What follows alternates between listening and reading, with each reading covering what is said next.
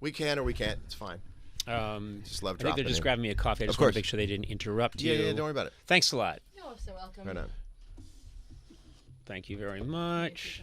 Oh, it feels awful to hand you a... No, it's so okay. Gross. Well, I'm a terrible person. No. Yeah, I have a hard time with that stuff, too. Do you let someone unpack you when you come back from vacation? You have an assistant? No, nobody unpacks me. I have to unpack myself. Like, no one should touch my laundry, even if they're also no one will touch my stuff. So it's not by choice. It's not like there's a butler standing there and I stop the butler from unpacking. No, nobody unpacks me. That would bother me. Yeah, me too. And also it's just not available. What my dream is that someone packs for me. How will you be sure they're going to pack what you want to wear? Or are you pretty consistent? I'm pretty consistent, and I'm talking about shampoo, conditioner. I start from scratch every single time. And I am, I've been around on this earth a lot longer than you, Mr. Mayor, and I still don't know why I start from scratch every time. And I go, okay, gonna go to Bangkok to shoot this travel show.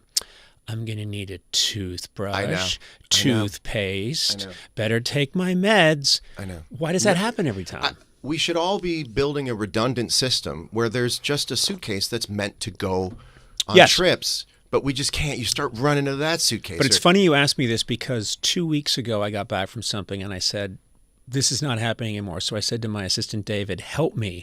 Let's build together. And I talk like I'm Oppenheimer building a bomb. I'm like saying, like, listen to this. Yes. We're going to build. It's going to be a small case that holds all my toiletries. And then when I'm come back from a trip, we refill it. And it's ready to go. And I'm cackling like I've come up with something that no one's thought of before. I do the same thing with the bags I pack. The small bags. I love, before I go on a trip, I guess it's the way I deal with the nervousness of going on a trip, is that I prepare like a small everyday carry bag. Yes. And that thing's got to have all my little toys and knickknacks in there. And if you do it right, and what you just said, I'm going to come home and I'm going to resupply. Yes. I'm going to resupply because everything in that bag was necessary and needed and used, and I will resupply. And then we don't do it. It particleizes and goes all over. But also, I think if we did do it, something would be wrong with us. I mean, there are people who probably do that, very successful businessmen, probably an illegitimate business, but I'm guessing. You know what's interesting to me is, I mean, I'm going to have as many questions for you as you have for me, but the myth of for a long time, because I'm a hobby guitarist, it's for me a hobby, and I get into sometimes, I'm going to bring a travel guitar with me that I can practice, and then I find you don't do that. You don't use it when you travel. When you get there, you just leave it in the case, you're saying? No. What I'm saying is when I'm on the plane, I'm too self-conscious to take out a thing and in front of other people be noodling and trying to do some scales, and it just doesn't happen. A lot of questions just came from this. Okay. We have to address whether this is a private jet. You would not take out a small travel guitar on a United flight. Often. I will. My rule is I'll fly on a private jet if someone else is paying for it. That's my rule. It's not much of a rule. It's more. It's more of I'm a dick. No. If someone is going somewhere and they say, "Hey, I'm also going there. You can fly with me. I'll go." But for the most part, I would rather educate my children. Right. Yeah. So I fly commercial, and I'm fortunate. I get to fly in the part of the plane where I get some leg room, which is nice. Sometimes a commercial is better than a private if you're flying somewhere. Yeah. Sometimes there's more to look at. There's more to do. There's more to be given to you. You can, But also, I was shocked when I found out what people pay. It's insane. It is insane. And also, there's the planet. And there's a whole other bunch of other things. But I like to go. It's going to sound crazy, but I really like to go through and chat up the people at the TSA. I don't mind taking the belt off. I like being in the world with other people that are traveling. And it's also, flying commercial is so smart if you don't want to go broke. I know. Have you ever then taken out a travel guitar and played at all on a commercial flight? I think I took it out and was really trying to unobtrusively play, and I had, of course, my, the whole rig where it so it was plugs, an electric. It was a little electric guitar. Little electric, and it plugs into something that, so that you're getting the electric sound through the headphones, and you put the whole contraption together, and it's mostly just a neck with a little bit of a body. And I just feel, it just feels stupid. Well, I could never do it. No, you can't do it. Because everyone would see. It would be like you having a little orange microphone and the Eisenhower building up a little desk for your... Yeah. It would be like you turning the seat back tray into a little... You'd be doing the thing everyone expects you to do on the plane. For me, it would be, isn't that kind of... Well, that's weird. Conan O'Brien's messing around with the guitar. And it would be if you were on a flight, with Slash... and he was throwing pottery. Yes. He was like making a pot, and he had a little spinning wheel in his lap. People would be like, "Oh, that's cool. I saw Slash making a pot." But if Slash took out a guitar and started and started going boop boop boop boop boop boop boop boop boop boop, then it's a freak show. It's a freak show, and so you can't do that. I could never do it. Yeah, but that's really an amount of bravery I would just never have. I have embarrassment around like having the guitar on me. I remember watching the movie La Bamba, and Richie Valens was walking through high school with the guitar on his back, no case. Yeah. And I was always just like, you can't do that. You can't have it out. I play very quiet. If I go to Guitar Center, I actually play extremely quietly. I found out that people who really know how to play quietly and people who don't play very, very loud. Right. As a rule of thumb. They just have no... I think it's two things. It's not having a point of reference for, like, don't do that to other people. Right. But they also have no self-awareness. Right. So, it's easy to lose your sense of, no, other people are around. I mean, this was a problem for me for years on the late night show, is that I had a guitar on while we were rehearsing sketches because it's my way of turning off my overthinking brain. And I like that, your fingers have to be doing something. It's the way you can, if you're driving, you can get into a Zen place because your brain, your reptile brain, needs to be focused on lines on the highway, traffic rules, this person just cut in front of me.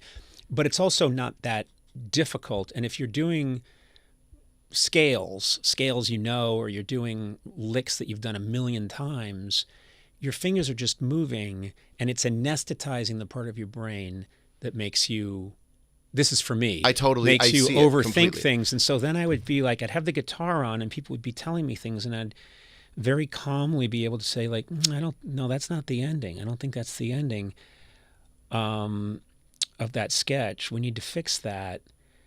But it wasn't coming from a place of anxiety and overthinking. Yeah. Just zen enough to get the target. It's it's a anesthetizing part of me, but I don't make my living by it. See, that's why I would think, I don't know if you're able to pick up a guitar and go to you're paying your way through life with your guitar. Mm-hmm. That is not what I'm doing with my guitar. My guitar is, if anything, is hindering my progress through life. But you say, it's interesting you say practicing. Mm-hmm. So you get joy from practicing scales, or do you like to play song, or do you just improvise on I like to play songs, I know, but more in the past number of years, I started realizing I do need to know.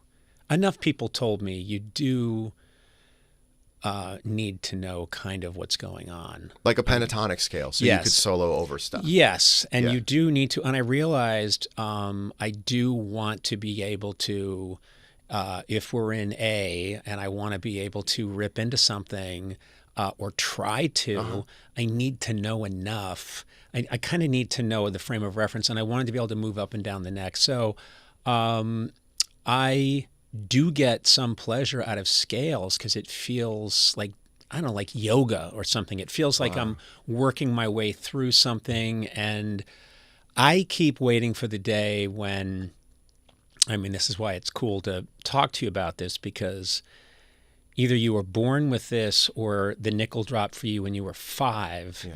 I'm still waiting for the aha moment where I understand what the guitar is.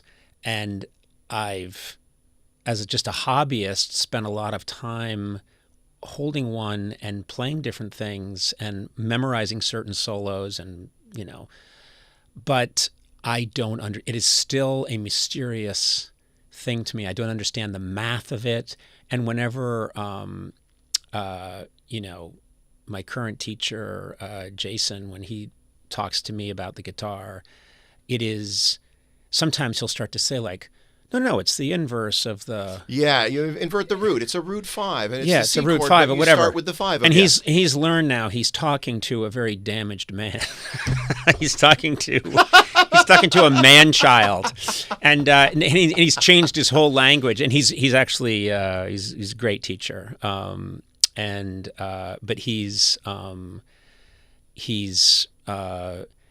he knows to slow it down. But whenever things get a little too mathy, or whenever it gets a little too into theory, remember the relative minor of the major is also its own minus. Even I don't get into that. Yeah. What I get into, and I suppose I find it difficult to understand how other people can't, but I'm aware that it's because it comes naturally to me, is you create your own theory.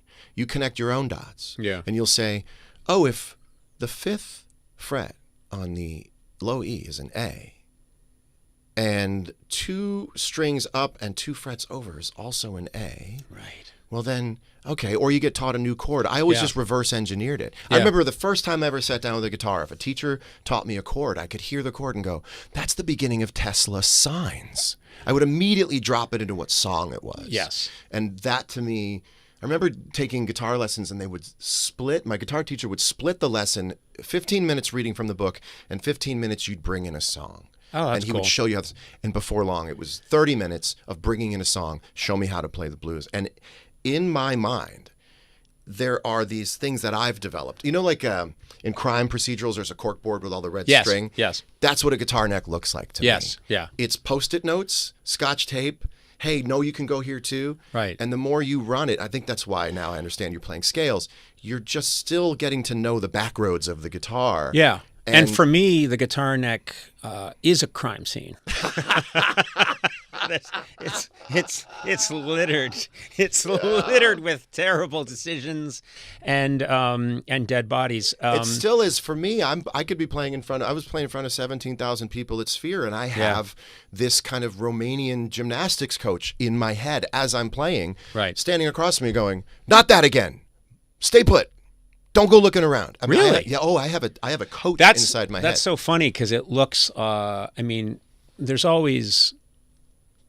And this is the element of, I think, one of the reasons why, other than you being just in general a great person to talk to, but one of the reasons that I think this is a good conversation, and we've discussed this before, is there is a lifelong or centuries-long fascination that comedians have for musicians and that musicians have for comedians. And I don't know if I ever told you, but my position has always been, if I could do what John Mayer does or Jimmy Page, I'd be out of comedy so fast. I'd be doing that because that's the really cool place to be.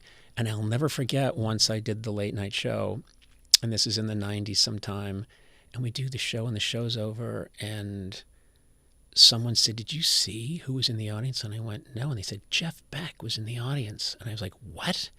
And so Jeff Beck, someone brought him down. It's just that tiny studio in 6A. They brought him out.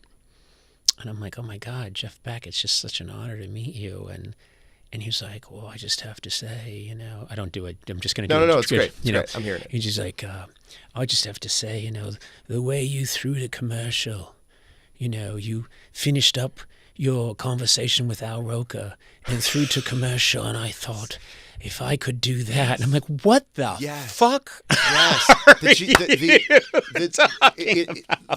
It's like, you're Jeff Beck. I know, but anybody can do. Yeah. No, it's the geometry is so similar to me, it's all about, there are rules in comedy that you're not supposed to have in your head. They're just certain kind of rules. Like what's a rule you're thinking of? Well, I mean, like a classic would be the rule of threes, you know, whatever. Would be just like the simplest, going back to, but, and then there's a million other rules, like the callback. Sure. You know, they're just you know, you and I mentioned the guitar's a crime scene, and then at the end of the interview, I go like, well, I think we just created our own crime scene. And people go, ha ha. And it literally is something in people's brains that make them think, oh, that's cool. He just tied it up, when all you did was a callback. And another comedian might go, that's kind of lame. Yeah, but you know what I learned about that? Sorry to break in. Yeah, sorry to break in on your No, this is great. This is. I have found in my experience of hanging out with really great comedians that they earn the right to be hacky occasionally. Yeah. Someone like Will Forte. Yeah. I was at a party with Will Forte, and I'd seen him a bunch. He's one of my favorite comedians, but I've also heard him say things that only he can get away with. Yeah. Because low-hanging fruit to people who've established they know the top of the tree well is actually really funny, in the same way that I can write a rhyme that might not be great. Oh. But you're aware of my other rhymes. You know I can. Right. You earn your right to hang out at the bottom every once in a while. Oh, God forbid. I mean, I don't just hang out at the bottom. I have an apartment there. but I have a pied à terre. I love being almost intentionally unfunny. I love it. I love you know, sometimes saying something really unfunny and then saying, did you like that? Yes. And people will go, oh, wasn't that good? And they go like, yeah, but come on, think about it, right? And you're just being an asshole, but it's I don't know what it is. You have tenure. That's how you Maybe apply having tenure. Once people know that I can write a rhyme that can really strike people in their heart, I can also afford to do something a little easy and have people trust that I, like you just said, they understand it's intentional to be that easy. The thing is, there's this, I kind of, you know, you could spend a lifetime thinking, okay, what is it between comedy and particularly rock music or blues, R&B? What is it about these things? You know, I always was fascinated that,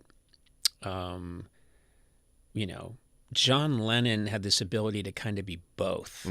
He was a rock god who also, in Hard Day's Night, is a very funny comic actor. I mean, he's playing himself, but he's got comedy chops. And you're thinking, that's not fair. Why do you get to have... It's observation. I think if we're trying to find the nexus of those two things, it's the ability to observe and report. And the greatest comics to me, even now when I'm looking through Instagram, can observe something. We can all observe it. Yep. So a bad comic can give you the observation, but can't actually report on it and turn it into something. Right. And I used to get up on stage like at the Comedy Cellar, like after hours, and Esty would let us go up with our friends and bang around, and my brother would get up and friends would get up. And your first attempt at comedy is to say, look at this thing I noticed. Right. But if you can't process that into something great from that, then it's just like, yeah, okay, you thought about that. You know, and that's the difference of people who like really, really, really work on it. Right. And I tried to work on it. And I went up on stage, I did whatever I could, and I just found that whatever I had hewn out of myself into being a musician, people just could not understand that what I was doing was comedy. Like if I ever got on stage and said anything about a girlfriend, even if I didn't have a girlfriend, but it was a good setup to a joke, they would immediately leave the joke and go, who's his girlfriend right now? Yeah, yeah. So that just didn't work. But that was my second question. So what I can do now is give people notes. We would agree on who's funny and why, and who's not funny and why. But I'm more like an acting coach who can't be in a movie. But I can understand it, and I can communicate, and I do shows with Dave Chappelle, and I'm really good at setting him up. Yeah. Because I know what he can be given that he can really hit out of the park. What's got fuzz on it that he can take advantage of. And that's where I think there's the closest I can get to describing if there's a crossover between comedy and music. Someone like Chappelle, who's, you know, clearly a genius, but he can get up and he can talk for like an hour and 45 minutes and he can meander and wander. And what he's essentially doing is it's musical to me. Absolutely. First of all, I think Chappelle's voice and tone has a musical quality to it, and his rhythm and his inflection and the way his mind works. It's, it's some kind of analogy to music. And when you're listening to someone who's a master at their instrument, they don't have to be hitting the high notes all the time. They don't have to be. I know. And so I think like David Chappelle is a very good example of a guy who's kind of straddling both worlds. He's straddling 8 worlds. Because he's straddling this way on the x-axis, and on the y-axis, he's going in between modern cultural references and stodgy 40s references. Yeah. So he can set you up. He knows from every angle. He knows what he's doing. He'll set you up and then say, "It was quite the pickle." Yeah. Right? And he'll just use these really stodgy kind of Lillian Vernon catalog type of words. It's one of these things. It's like I still find myself going back to Mitch Hedberg clips because I was fortunate enough to have Mitch on the late night show back in the old days before he died. Yeah. And I remember just thinking, this guy is coming at this from such a different angle. And I can see the Stephen Wright influence kind of, and I can see this and that, but also he's a complete alien. And there's something musical about Mitch Hedberg. And he had that great joke about belt loops. And he was like, I was looking down at my pants. He's got this weird stoner rhythm. Mm-hmm. He's like, I'm looking down at my pants. And he said, I've got belt loops, but I also have a belt. So is the belt holding up the loops, or the loops holding onto the belt? He said, who's the hero here? Like, it's such a great... Yeah. The joke is almost nothing, and then he came up with that gem, which is, who's the hero? Yeah. Well, neither one's a hero. Yes. It's not a heroic situation holding up your pants, Mitch, but he would choose word choice, diction. If you can get just the right word, I know. That's music. It's music, and I just I'm fascinated by it, and I think Winston Churchill. I love history, and Winston Churchill was obviously this incredible statesman, orator, perfect man at the perfect time.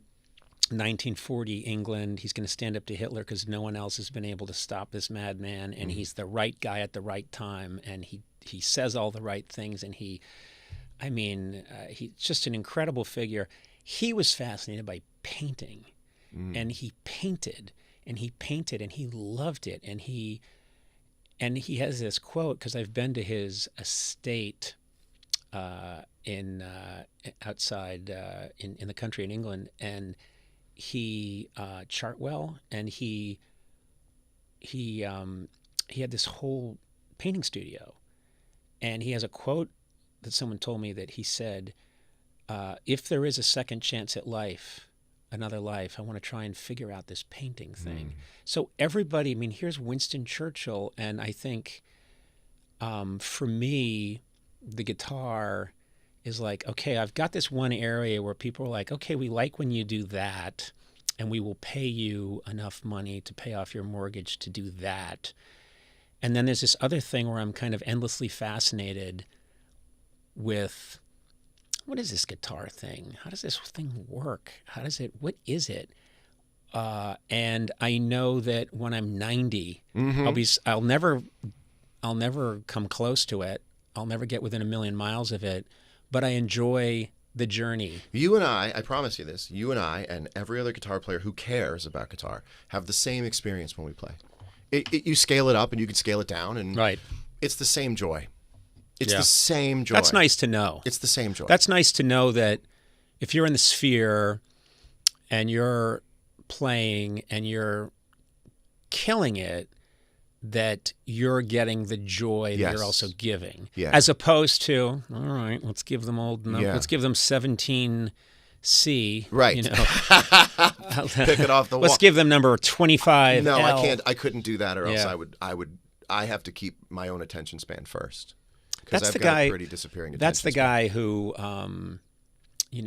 clearly McCartney has, he always was, but he's connected to, even now at 82, maybe 83, he is connected to the joy of, boy, we just had a good show. Oh, yeah. And you think, God, I mean, he can still feel that same feeling that he felt in Liverpool in 1959. It's 1960. He can still access that. I think he knows somewhere deep inside that that it's over if he doesn't somehow or another.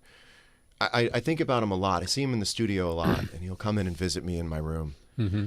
And I get the sense that if he's so outgoing and he's so generous and he's so friendly that I wonder, did that occur to him to be that way? Because if he wasn't, nobody would ever approach him. Yeah. And that there's got to be a way to keep that fire burning, or else if you don't, then you're just, I wonder if it's just a way to stay Paul. Yeah. And not fall into the crater of Paul McCartney from the Beatles. I just get the sense that he's very aware of how to stay in love with it all so that he doesn't get jaded. He's still one of the most excitable, reactive. I mean, yeah, man, you were really playing. He'll come up and he'll air guitar. Yeah. I think, I don't know, maybe I'm applying too much to it, but I think he knows how to keep it grounded and in I think joy. Because what's left if there's no joy? There's just all of this hugeness that is in a vacuum. Yeah. And that if you don't apply joy to it, then it's just a bunch of hugeness that would probably swallow him alive if he doesn't humanize everything. Right. I'm reading into it. I don't know for sure. But I certainly feel like he makes an effort to reach out to other people, because no one on earth would walk up to Paul McCartney and say, hey, I just want to, No, the times I've encountered him a bunch of times, and I don't approach him. If he approaches me, he's on this other level from, I think, just about everybody. But he doesn't want to, but he still wants to play ball with others. Yes. He reminds me of like this big giant who can't hold a baby because he'll just crush the baby. Right. And he's like, but I want to hold a baby. I want to be, and he's had to figure out a way to humanize himself enough to just be a part of the world, which he loves being a part of the world. Right. You also mentioned Jeff Beck, who's a hero of mine in so many ways. Yeah. And the way I think about him most often is that Jeff Beck was not a 24/7 guitar player. He worked on cars most of the time. Yeah. There's something glorious about being so good at your instrument that you can afford to put it away. Right. And in fact, as David Lee Roth said one time, it's cross-training. Yeah. It's cross-training. No, you need to, I learned a long time ago, I have a very strong work ethic, and also a tendency to beat up on myself. And I would combine those two, and if I hadn't actively been working on comedy or a sketch or something, or I was supposed to, but I was instead messing around with an old typewriter or doodling or messing around with the guitar, I would beat up on myself for not, quote, working. Yeah. And as we all know, as we come to learn, especially when you're dealing with something creative, but if you're dealing with anyone who's listening to this who's not in music, not in comedy, you install linoleum, it doesn't matter what you do. When you are away from it, a part of your subconscious is figuring something out. It's why most of the repair in our brain is done when we're asleep. We're not there doing it. And there's a famous quote, I think it was Jack Warner was like walking through the back lot, and he walked past the writers' bungalows, and he got furious because he couldn't hear the typewriters of the writers. He's the writers' bungalows, and he didn't hear any typewriters. And he said, "I'm paying them, and they're not working." And he didn't understand that there's a lot of writing done when you're staring at your typewriter. I have to pee so badly. I know we don't have any sponsors. There's no Blue Apron, but I need to go to a sponsor for a minute because I have to pee so bad. Why don't you urinate and I'll just keep talking? Okay, great. Go urinate. I've got this. Okay. Go urinate. Urinate's very clinical. Yeah, I'm just going to say urinate. Go empty your bladder. Avoid my bladder. Avoid your bladder. Yeah, okay. Of the, actually, it's a sterile. Of its contents. Of its sterile content. Of its... Body sterilizes so fast, thank you. Okay, John Mayer has left the booth to urinate, and I'm here now.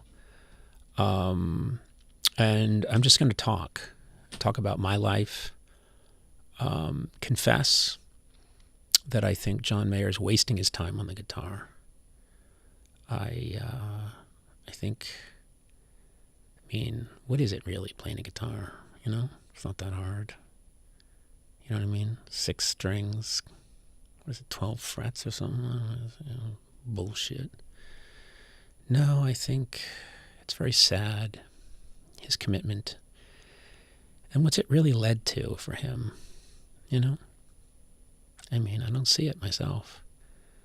I think if he had volunteered, maybe in some local organization, maybe picked up trash along the highway, I think maybe he would have found his real purpose. But to each his own.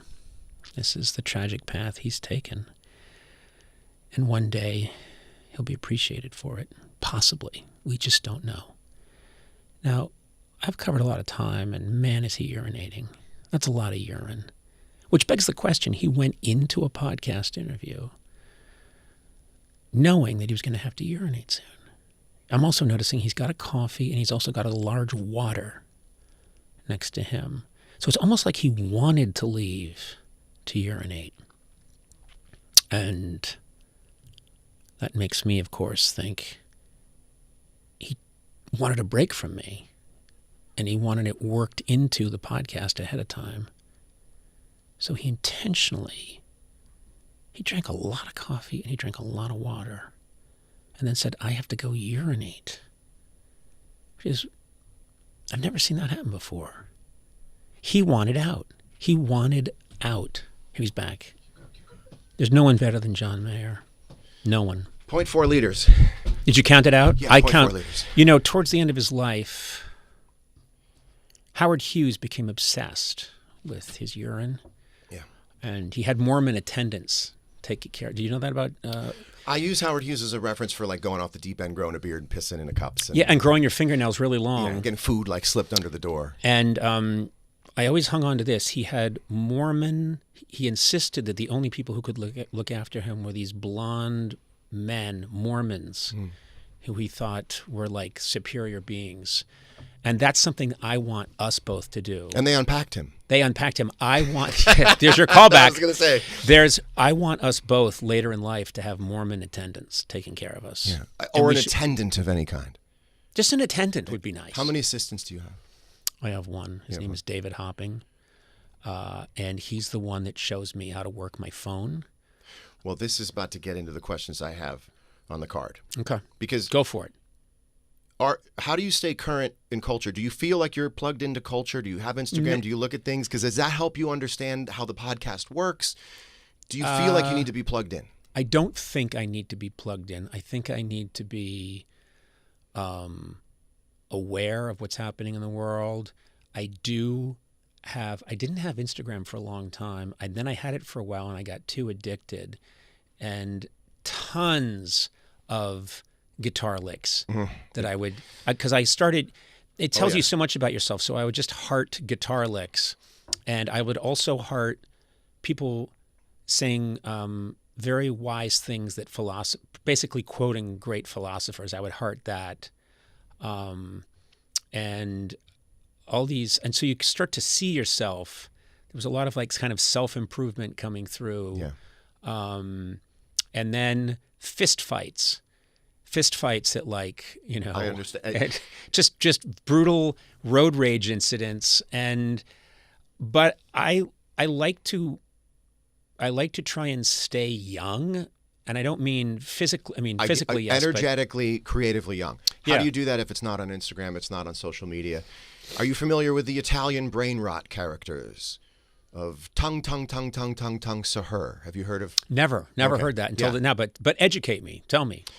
Someone takes AI, relatively benign AI, says put some sneakers on a shark, takes the AI image and names it something ridiculous, gibberish, Italian sounding. Right. They do this kind of like this decoupled kind of a democratic Disney thing that doesn't belong to anybody. Right. And everyone in every high school starts just collecting these names and sharing these memes of these very silly-looking AI characters, but their names are really fun to say. I like that. Ostensibly yell out in class. Yeah, I like that.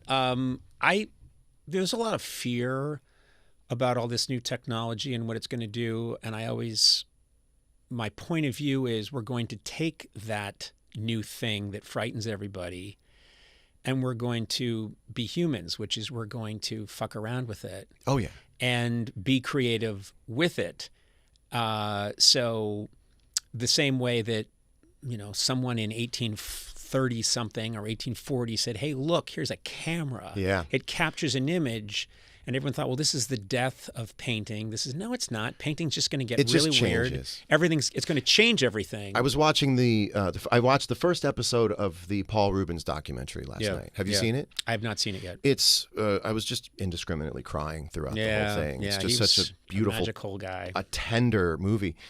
And you realize that everything he created came from television. And I started thinking there was an entire generation of kids who were latchkey kids who just fell in love with television. Yeah. That it inspired them to make some of the greatest art in the world.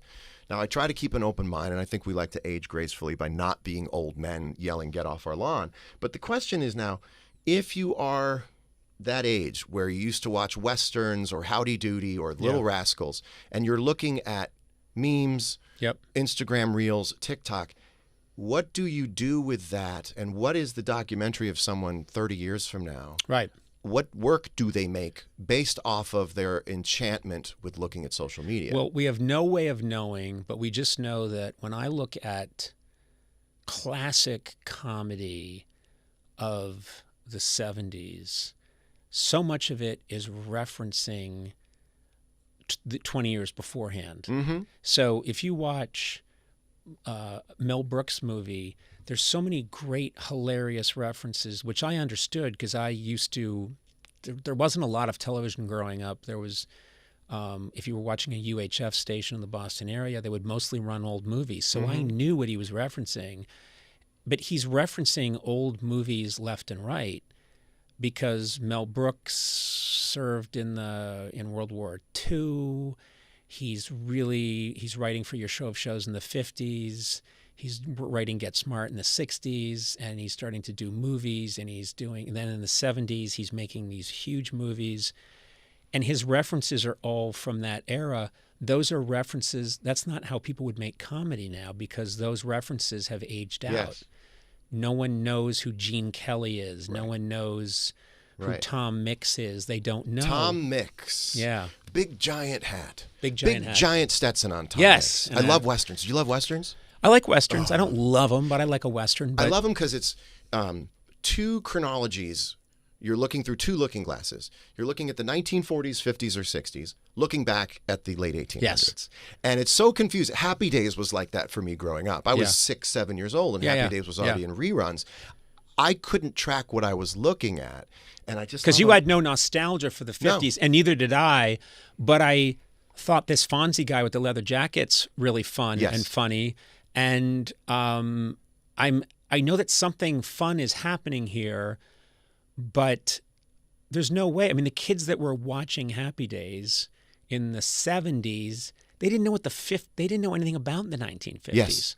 But they just were ready for it. The way that there are, you could make a TV show now about the 1970s and the 1980s or the 90s, and kids would go crazy for it and not even know what they're loving. Yeah. Exactly. Well, what's interesting is that this is kind of, if I were to do a cold open, which I don't have in my show, right? I would say, if you're thinking about a career in show business and you're looking to follow a template of someone who's done it in a way I think you should, consider looking at Conan O'Brien's career. That's nice. Consider it. Consider it. No. You're not nailing yourself down to that idea. Give it a look-see. Yeah. Because everything you've done has accidentally or intentionally found a home in this day and age.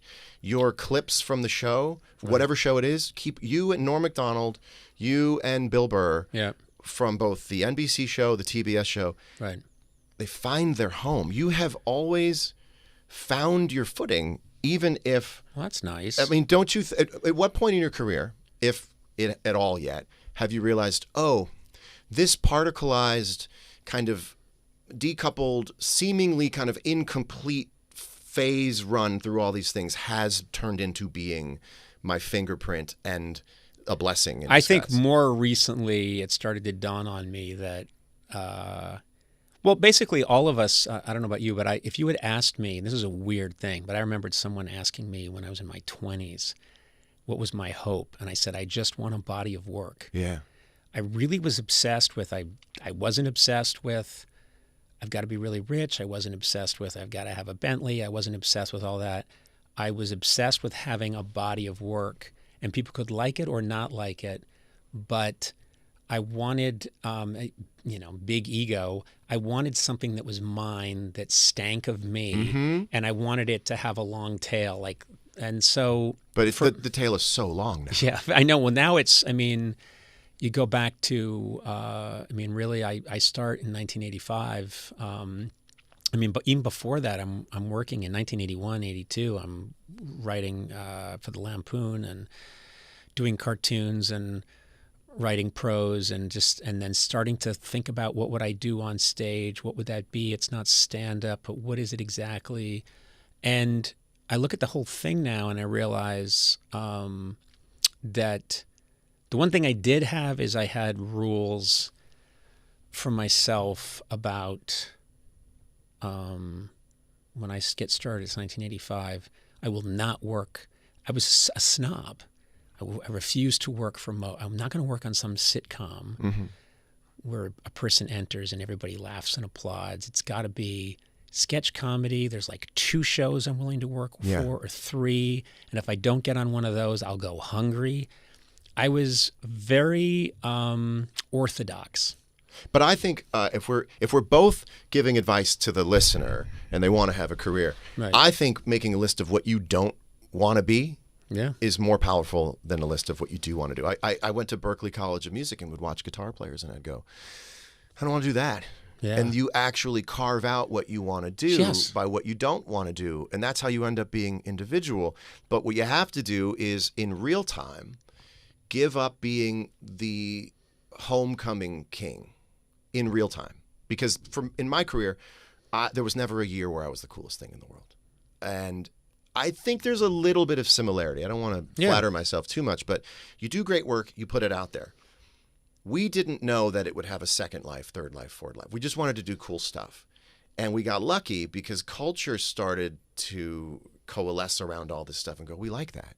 And a new generation came up that didn't need everything to be new. That is why I still have a career. Yeah. They don't care what the born-on date is of the thing. If it's good, they want it. Yeah. And their parents played them Neil Young records and Nirvana records and kind of anachronized the whole thing. Right. And you do great work. You kind of, you to me now in my career are such a great model of do your thing and go home. Oh, thanks. And if you do your thing and go home, you can stay here at the party for as long as you want. Yeah. That's a good way of putting it, is do your thing and go home. And also another rule I think I always had secretly was I am a people pleaser. I want to make people happy. But the flip side of that is I'll do my thing, and at a certain point, if a critic or someone says I don't like it, my attitude is that will sting, but I'll also think, well, I can't help you. Yeah. I can't help you is a great, meaning I did what I do, and if that's not your thing, I wish you well. I don't get into the thing of I hate that person for not liking me, or I try not to. I just do your thing and go home. Yes. That's what you do. And, you've had the experience, I've had the experience, anyone listening has had the experience of someone complimenting them and saying, hey, that was great, good job. That feels really nice, and appreciate that and then let it go. You let it go.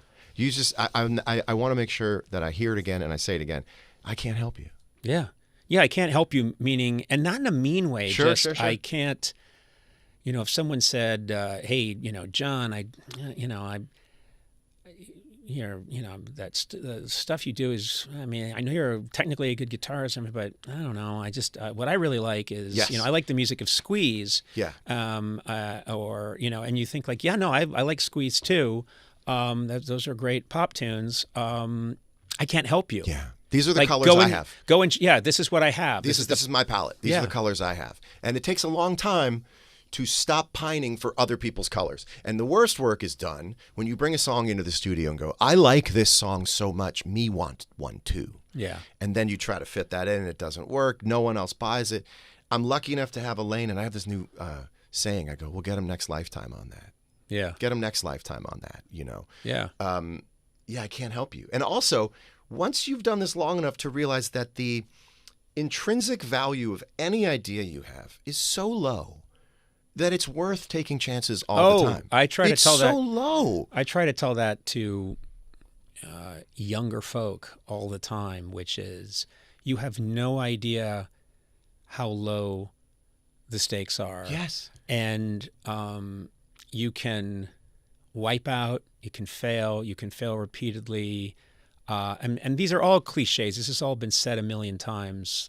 These are not original thoughts, but I do think it has to be emphasized that, I've had plenty of times in my career where things have just gone completely sideways.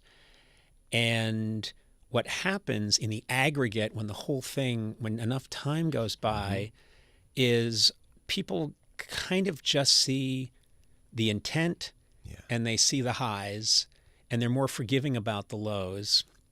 And so that's a kind of a magical thing. It's a magical thing. And I wish I could go back to myself in my 20s and say, you're taking some chances, but you can take many more, because no one's really paying attention. You have to inoculate yourself by way of seeing a complete cycle of creation, criticism, and survival. Right. I made it. Some of them didn't like it. I survived. Yeah. Once you close that loop, you go, give me another one. Yeah. I wrote a song for my last record called Why You No Love Me. And I thought it was really interesting to butcher English. And it was like this kind of like Stephen Bishop. I think she no love him because he can't speak. He no speak very well. Why you no love me? Why you no love me? Well, you're a caveman. Well, for me, it was really deep. It was how I felt about being a kid, why I had a relationship with my mother the way that I did, and this sort of primal thing. It was described, I don't know which magazine, big magazine, described the song as putrid, which I felt like I had achieved something, because I'd never seen the word putrid used to describe any song ever in the history of the world. Right. And I also went, it's just a song. Yeah. It's just one. Yeah.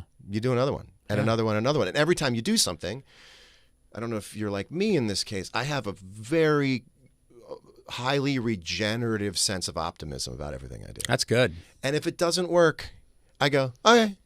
I don't really get. Are you pretty... I would not. I would say we might differ on that. I don't think. I'm saying all these positive things, and then I'm going to admit to. Good. I have a very punitive inner voice, and I have a long memory, and I also. I know Tourette's is a real condition. I just don't know how else to describe it. But I have a form.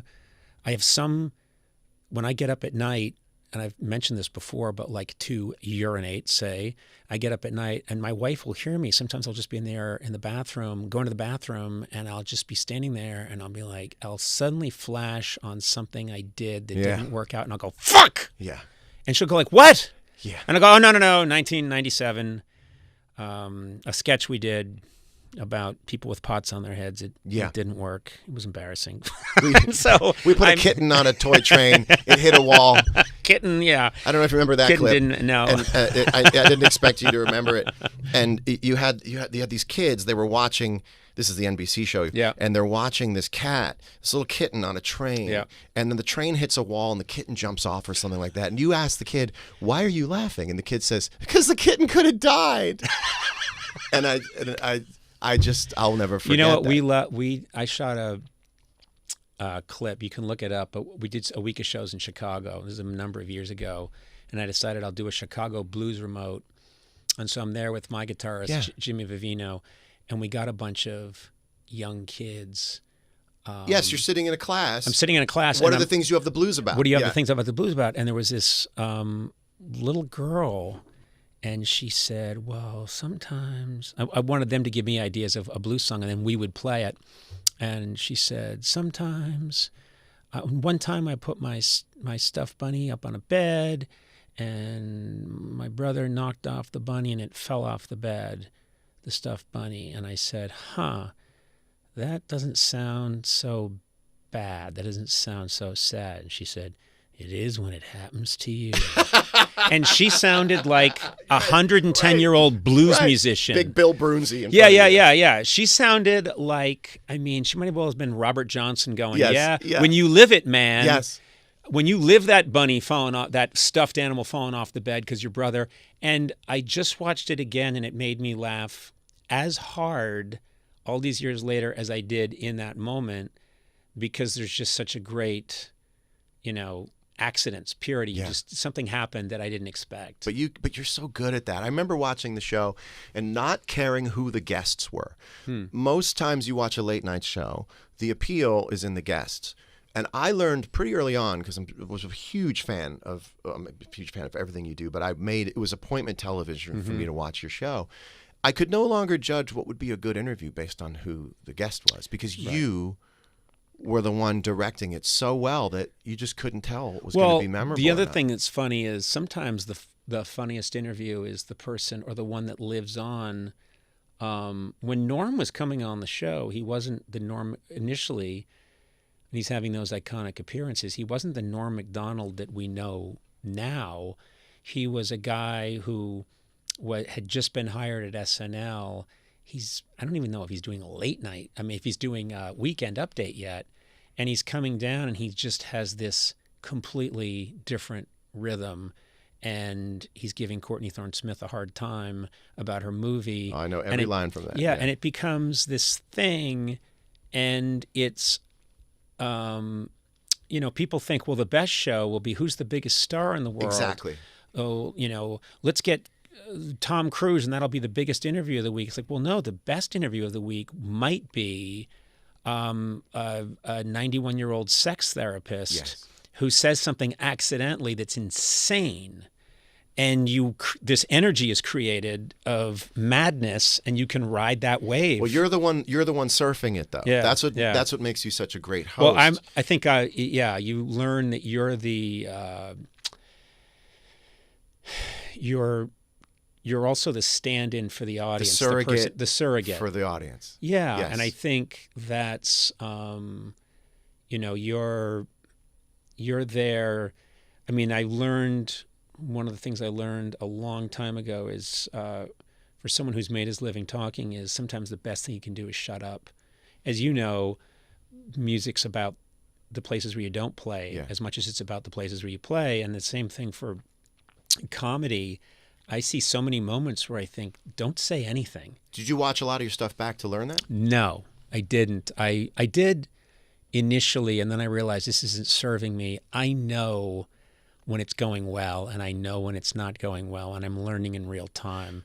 But I wasn't studying game tape. Yeah, I have a hard time with that, although when I do, it's good for me. For instance, doing these interviews, this is probably the 6th interview I've done, and when I watch them back, I can see all the opportunities I missed in following up.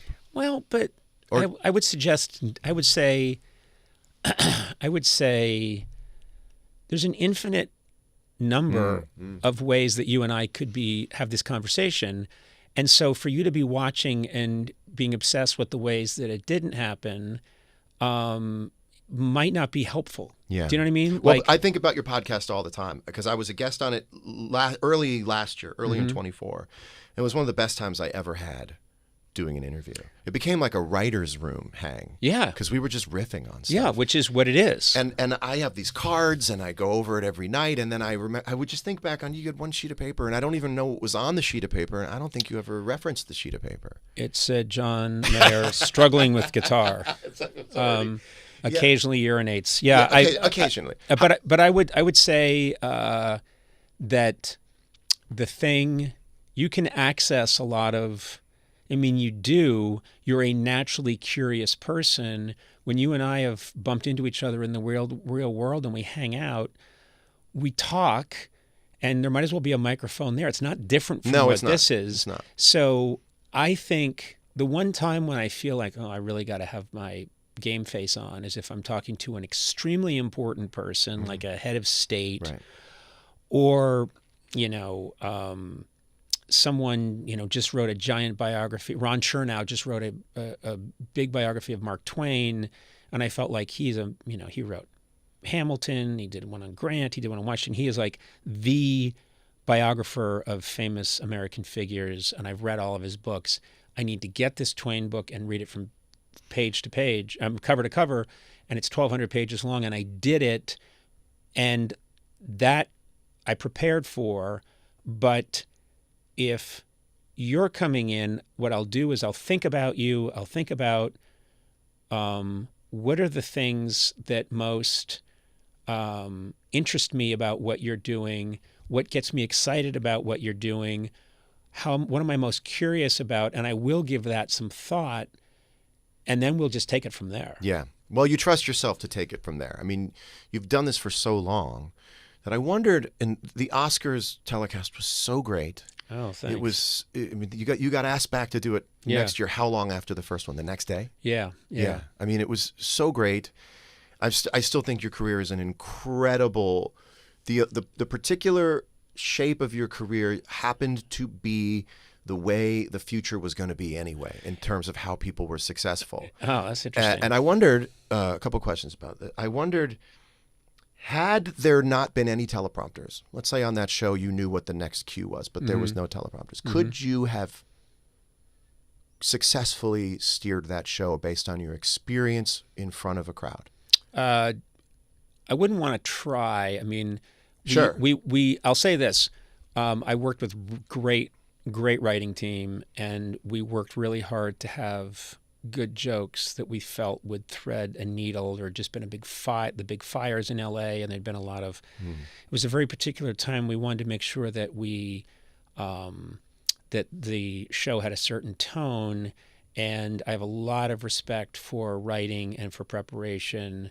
And that's also a very unusual room.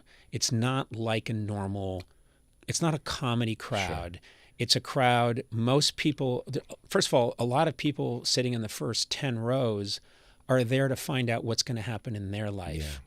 Yeah. And they may not even really be listening. And the camera's getting their reaction. So it's not like no one's there to see me. Wow, that's interesting. So when the camera cuts away, they normally go to A-listers, but the A-listers may be the least ideal to watch because everything's mush to them until they hear their name. Yeah. Until they figure out, well, when's my category up? And okay, we got to tolerate this guy. the wasting time song. Oh, that is so funny. Oh, good. And you want to talk about the crossover between music and comedy. That's right. It, right? Yeah. Because I do think music itself can be funny without the lyrics having to be funny. And what's so funny to me about the Wasting Time song is that the melody sucks. Yeah. The melody itself, even the chorus, is wasting your time. Yeah. Because it's I waste your time. I waste your time. It's not even. It's such a waste that even the refrain is purposefully unmusical. you're not even making the most of what that could have. It was really important to me that there be that. There's a part in the middle. I say, I won't waste time. I won't waste time, and then we then change time, and I go, oh, why? Why would I waste time? And it's, first of all, vocally not something I should be doing. But the only reason I wanted to do that part so badly was I knew that the face I would make when I go, oh, why, is so earnest and so stupid that I had to do that. So the song itself, you're right, is not only secondary or tertiary, it's like the 15th most important thing. Yes. It's more about the sheer assholery. Yes. I'm not even giving you a melody. How many podcasts did it take for you to figure out the groove of your podcast? I think one of the things that helped me a lot is that I had a pre-existing comedic relationship with my assistant, Sona. who's I love her, and she's hilarious. She really is. And she's completely unaffected by fame or attention in a way that I find almost eerie, meaning, I've pulled her out on TV, or I've pulled her out in front of a massive crowd of thousands of people, and she's as calm as a cucumber. And recent example, I get there's this nice Twain Award that I get. I know. Congratulations. Thank you. Yeah. I go to Washington, and the night before the Twain Awards, they had some people speak who weren't going to, because the show was going to be, John Mulaney and Bill Burr and David Letterman and, just this Will Ferrell and this, Adam, Sandler, and just this huge list of people. And the night before was people speaking at this little banquet but all those famous people are in the audience. And Sona got up and she walked up there. She's my assistant, mother of two. She walked up there and she gets behind the podium and she kills with no nerves. And I thought, what is wrong with you? You're not even, this isn't even what you do, but she's a natural. So I went into the podcast. I thought, well, Sona's got to be there because all we do is give each other shit all day long when we should be, there'll be important things to do. Yes. And I would routinely call Sona with fake assignments. And we weren't even taping this. It was just because the relationship I had with Sona was built on bullshit all the time. So I'd call her up and just, say things like, I know Michael Jackson just passed, so I'm going to want a private viewing. I don't get along with Joe Jackson, and I don't want to see. And she didn't know, so she thought I knew Michael Jackson. So she's writing it all down and thinking, who do I call? And I go like, well, I do not want to see Jermaine Jackson. And so I later saw her pad. It said no Jermaine. And so I said, we got to bring her. And I think that gave me a head start. Yeah. And then all these years of talking to people. And I think what really helped me a lot is I went into it just to have fun. I didn't need it to be anything. That's and John, you don't need this to be anything. You have a whole body of work. You have you can play the sphere and sell out anytime you want. This should be kind of whatever you want it to be, and it should be, you shouldn't be worrying or agonizing the night before. You should be coming here to find out, talk to people, find out what you want to find out, have fun, and fuck around. Yeah. I know. And that's what that's what I'm doing. I'm getting better at it. You left the room. Yes. To use the bathroom. Yes. That was a highlight. And very unprofessional. I could think of no other alternative. Is there a book in you? Is there an autobiography in you? Yeah, there is. And I've had people ask me about it because I've had a pretty interesting ride.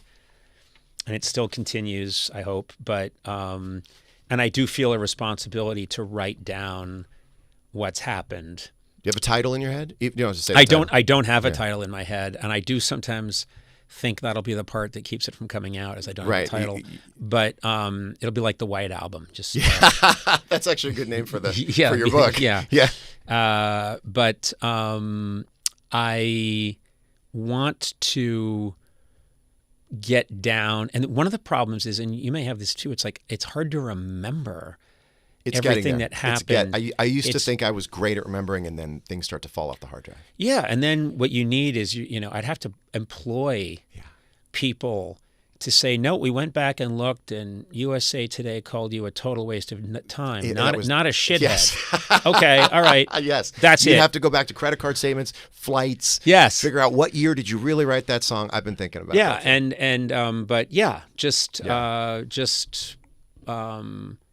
Stories in my head that Prince fucking with me backstage at a big benefit and playing a practical joke on me, just as like, okay, that's got to go in. Yeah. That's there's so many times that were absolutely miserable where I thought, that's it, I'm just going to be a national joke, and then redemption stories and I think there would be a very interesting, entertaining book in there somewhere if I could sit down and have the discipline to write it. Yeah, but you're still living it too. I don't think these are victory laps for you. I don't think you don't see the podcast as post-career. No, I don't, just because it's more relevant to young people now. It's just very strange that you never know when you're doing your good work, and it's not your business to know. Your business is just to get in it, to do it, and then go home. Yeah. And then later on, maybe someone can assess. But if you had told me, there are moments from the podcast that I've absolutely loved that have been kind of great comedy moments or also great human moments, and I would say I don't know where they stack up against the comedy from the NBC or TBS years, but that's kind of not up to me. Just keep making the stuff. And I do know that generationally,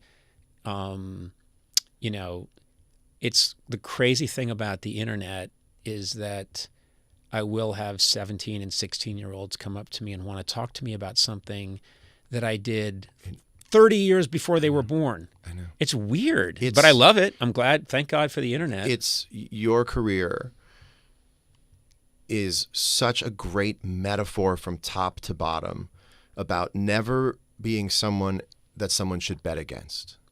Oh, that's interesting. If you look back at your career... Because I bet against me. Well, yeah, we all would kind of bet against ourselves. Yeah. But every time anyone ever gave you an inch, you brought back a mile. Oh, that's nice. And it may not have... Hollywood was doing its thing. And there's some revision now where we're going back and we're auditing something. Yeah. We're auditing quality. Wow, that's interesting. Regardless of where it lives in the timeline. What's really good? Yeah. And...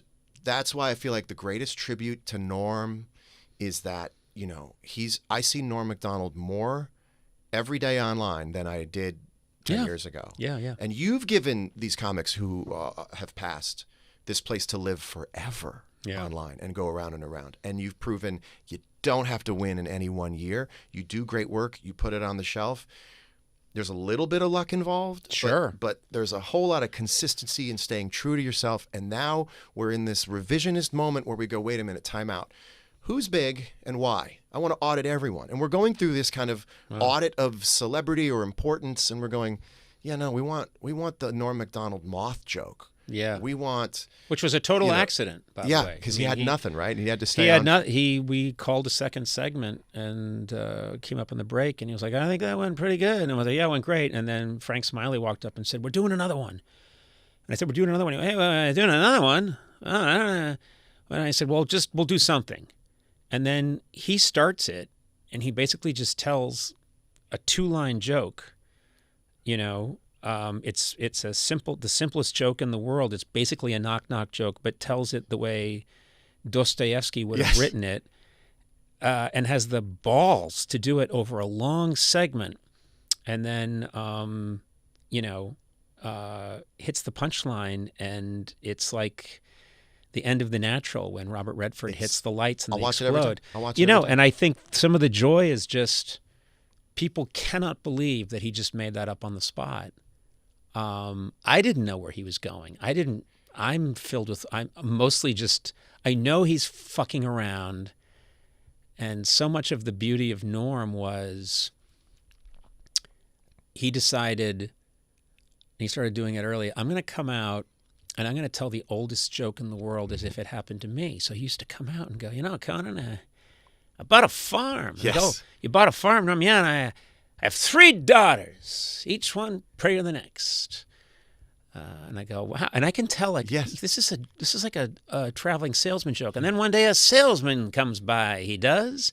And Andy would be just laughing like, oh my God, I can't believe he's going to do this old joke that's been around for 100 years and tell it like a celebrity story. And stare it down. And just stare it down all the fear. And I can't thank you enough for, people need to know that when I came on your podcast a year and a half ago, you said, I'll come on your show. Yeah. And I never take people at their word on that. I wait until I didn't mean it. I was here accidentally.